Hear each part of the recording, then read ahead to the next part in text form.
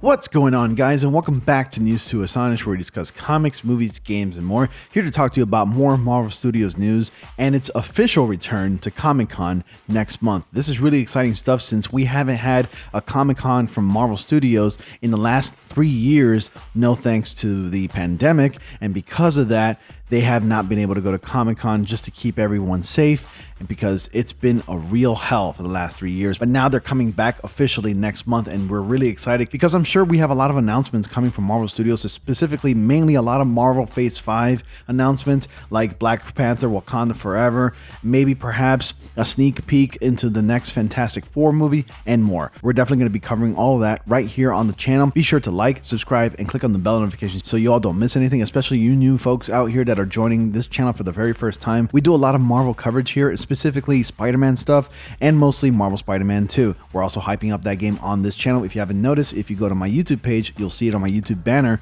and you'll see that it's all Marvel Spider-Man 2, and it's really exciting stuff, so I definitely can't wait for that game. Let's go ahead and get to the main topic. So 3 years ago in the pandemic times, this is coming from superherohype.com, by the way, Kevin Feige took the stage at San Diego Comic-Con to announce Marvel's upcoming slate of Phase 4 projects, which was supposed to launch the following summer with the release of Black Widow. Unfortunately, the COVID-19 outbreak delayed our return to the MCU by more than a year, but now that Phase 4 is well underway, it's time for a look at the studio's next batch of movies and TV shows. Feige has officially announced that Marvel will have presence at Comic-Con in July, and that's right around the corner, guys. Really excited. Feige confirmed the news during a recent press conference for Thor: Love and Thunder. Needless to say, the studio couldn't have picked a better year to return to Hall H after going virtual in 2020 and 2021 due to the pandemic. Comic-Con will revert to an in-person event next month for the first time since 2019, and it sounds like fans won't be disappointed by what Marvel has in store for its own panel. We'll be at Comic-Con next month, which we're excited about, said Feige. First time since we were on stage there 3 years ago talking about this movie and many others, and now I think almost, not everything, but almost everything we discussed 3 years ago that was released, so we are so excited to go and talk about the future. It's going to be hard for Marvel to top its last Hall H appearance, which I doubt because there's just so much when you really think about it that's coming up, like Blade, of course. And we have the new Thor: Love and Thunder movie, which was a part of the Comic-Con Hall H panel 3 years ago, but now it's actually happening and the movie's already set to come out within the next 2 weeks, which I'm super excited for. And of course, we have Fantastic Four and many other superhero movies that we've been wanting to see for like at least the last 4 or 5 years now.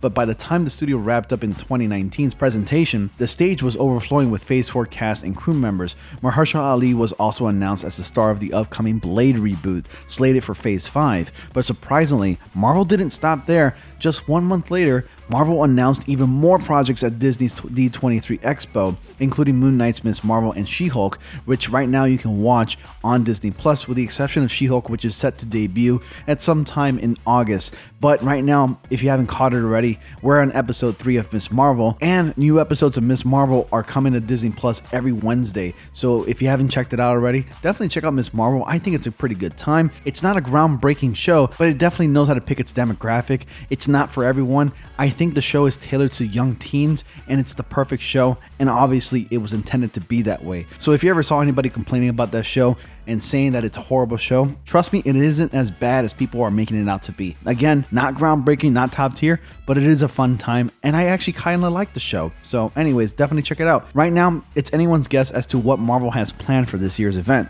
There are currently 4 more Phase 4 films on the immediate horizon: Black Panther: Wakanda Forever, Ant-Man and the Wasp: Quantumania, and Guardians of the Galaxy Volume 3, and the Marvels. Presumably, the studio will screen new footage from those movies with help from a few special guests. New announcements regarding upcoming Disney Plus shows like Secret Invasion and Ironheart are safe bets as well.